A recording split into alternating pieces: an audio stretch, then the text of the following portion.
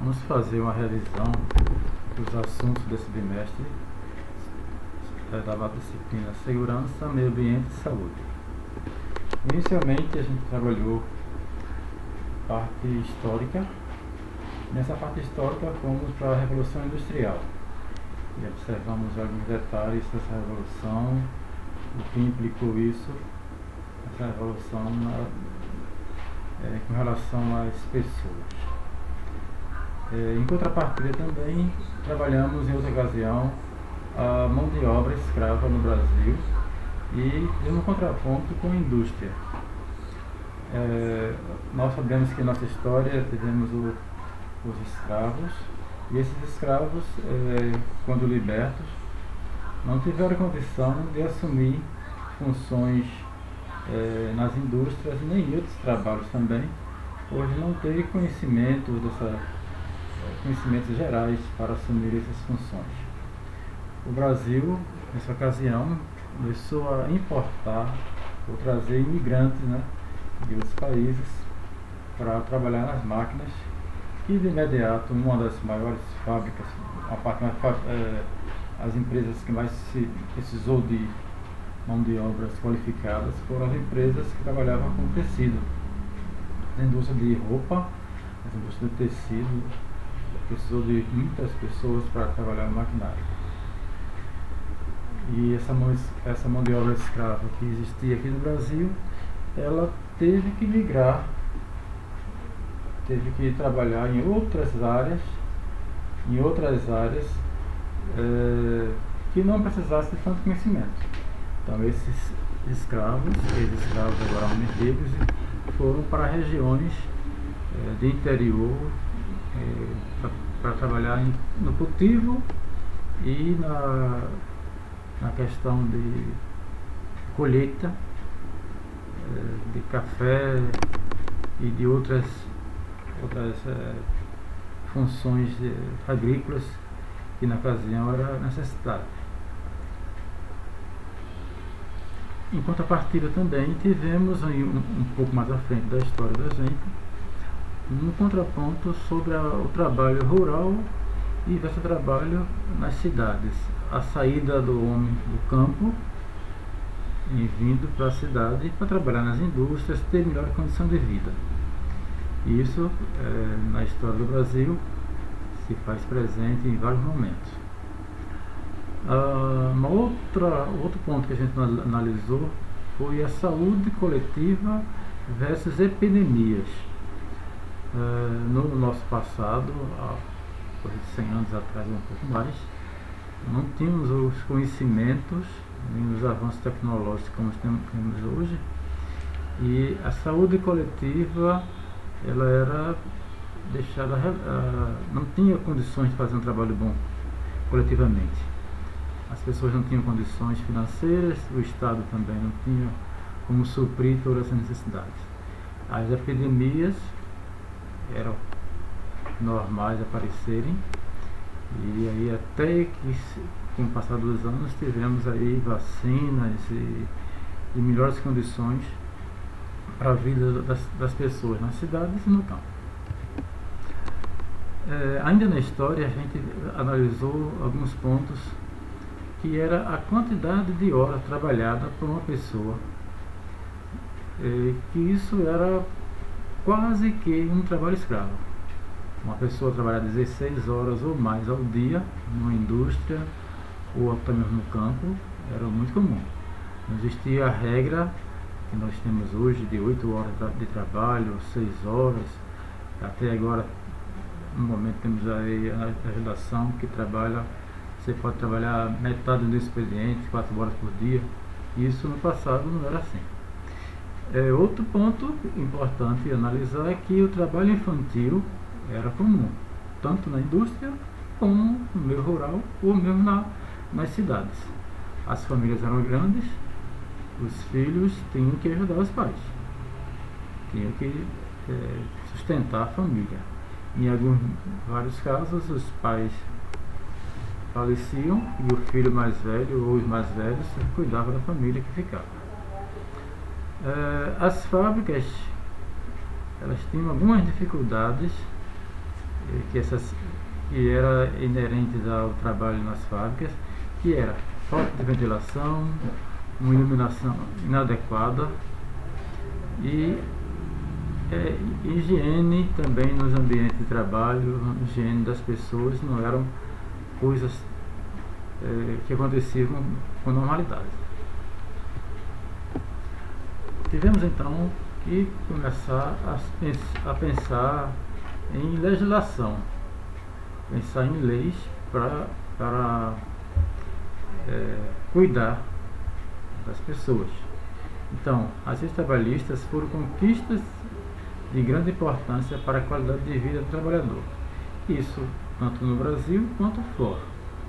A obrigação legal de melhorar as condições no ambiente laboral, tirar os operários de locais fétidos e sem higiene que estavam expostos, diminuindo assim os números de casos de doenças e acidentes de trabalho. Imagine que o escravo anteriormente, se ele viesse a falecer ou morrer, seria uma perda para o dono do escravo, um patrimônio que o dono do escravo tinha, que perdeu esse patrimônio. O patrimônio era, além da pessoa, era também o braço ou a forma de produzir para aquele dono do escravo. Na indústria, tirar uma pessoa, ou mesmo nas empresas, tirar uma pessoa que está trabalhando, ela ficar sem produzir, é prejuízo para o dono da empresa, é prejuízo para o serviço. Não há um prejuízo como lá no passado com os escravos, o prejuízo da pessoa em si, que a empresa não compra a pessoa, mas ela compra o trabalho que a pessoa executa, compra o conhecimento também que a pessoa tem para exercer aquela função. Então, se uma pessoa que estava trabalhando ocorre ela adoecer, o prejuízo é para a indústria também, ou para a empresa também. Então, as leis vieram para regular e também ajudar tanto o empregador quanto o empregado, dando condições para o empregado de ter suprida as suas necessidades se ele adoecer, ficar fora do ambiente de trabalho, e para o empregador também, dando a ele condições de gerir essa situação. A primeira lei que se fala sobre segurança no meio de trabalho, que tratava-se bastante de trabalho, ela é datada de 1919. Foi um decreto legislativo que teve a numeração de 3.724 de janeiro de 1919. O surgimento dessa primeira lei foi um avanço considerando a Constituição de 1891, que essa Constituição entendia que a regulamentação das relações de trabalho como fator prejudicial para a economia. Ela entendia que se regulasse as relações de trabalho, a indústria, a economia teria prejuízo. Houveram outras regulações, várias leis, mas ressalto aqui algumas mais. Em particular, a criação da CLT, que foi no ano de 1943. A CLT, ela regula as leis trabalhistas do Brasil desde essa ocasião e a cada momento ela tem modificações, tem alguns acréscimos. Agora, recente, nós temos uma situação atípica e que houve agora um documento oficial do governo federal fazendo com que as pessoas que estivessem na situação atual, que é dessa pandemia, poderia ter o seu contrato de trabalho suspenso por algum período e com isso garantia-se o emprego dessa pessoa quando a empresa precisasse novamente e retornasse às atividades, reduzindo assim uma crescente quantidade de pessoas desempregadas. Isso foi uma flexibilização da CLT nas leis que foi atual, Mas a CLT tem como marco, desde o momento histórico de 1953 até o momento, ela regular essa relação do empregador e empregado.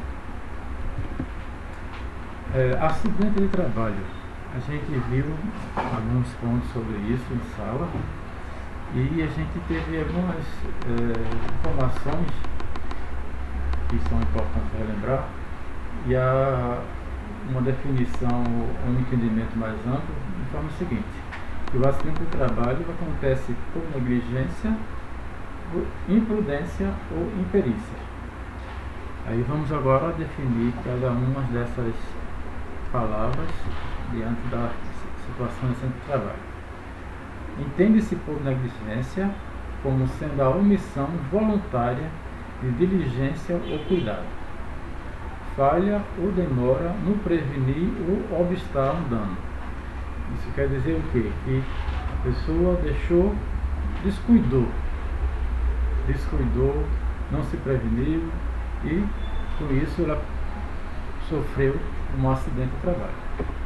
Pode ser a pessoa ou alguém próximo que não teve esses cuidados e causou um acidente de trabalho em outra.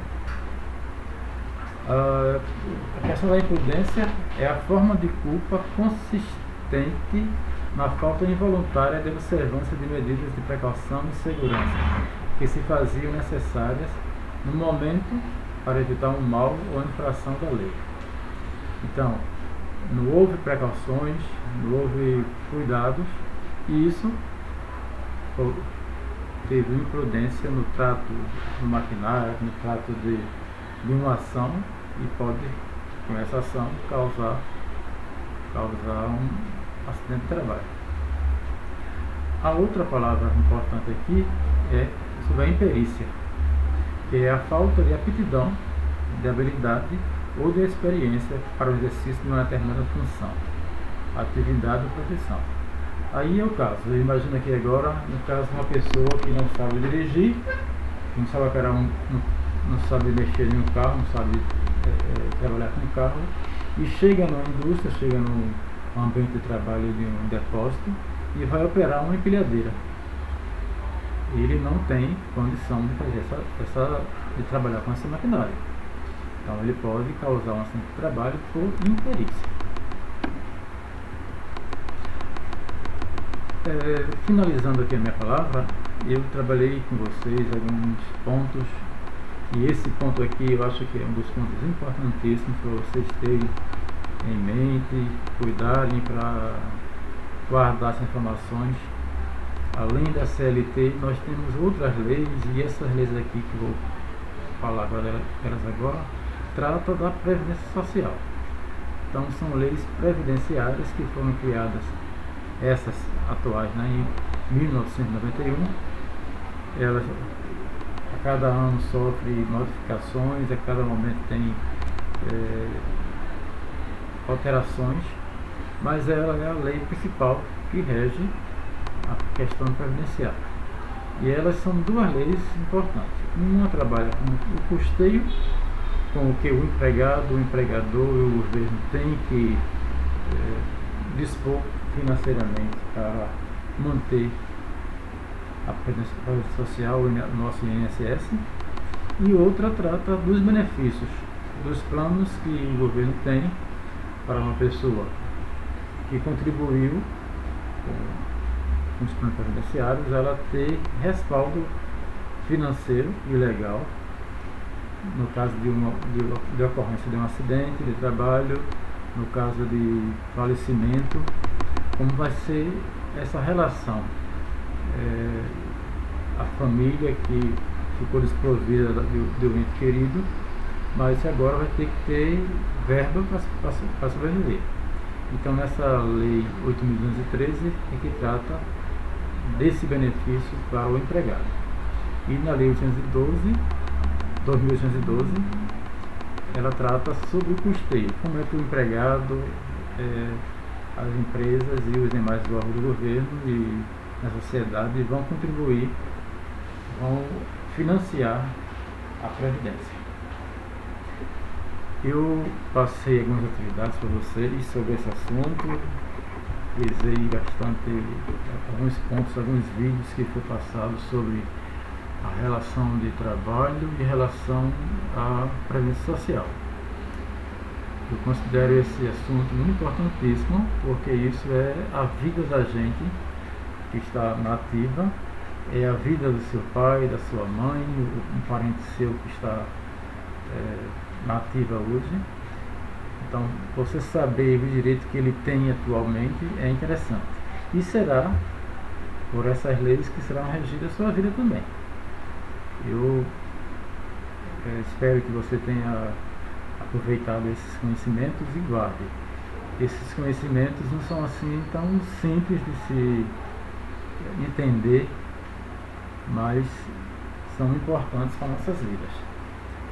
Eu tive um conhecimento assim um pouco ampliado dessas duas leis quando eu estava fazendo o concurso do INSS. Então é muita lei, é muita norma, mas que ajuda, beneficia as pessoas em um caso de acidente grave ou mesmo um acidente que deixe sequelas. Aí tem toda a legislação que trabalha essa parte aí. Vocês tiveram alguns vídeos, tiveram algumas entrevistas, alguns textos, além de exercícios para relembrar, para conhecer todo esse material que foi dado nesse bimestre. Espero que a gente nos vejamos logo e possamos estar em sala tratando desses assuntos e demais assuntos que temos. Até outro momento.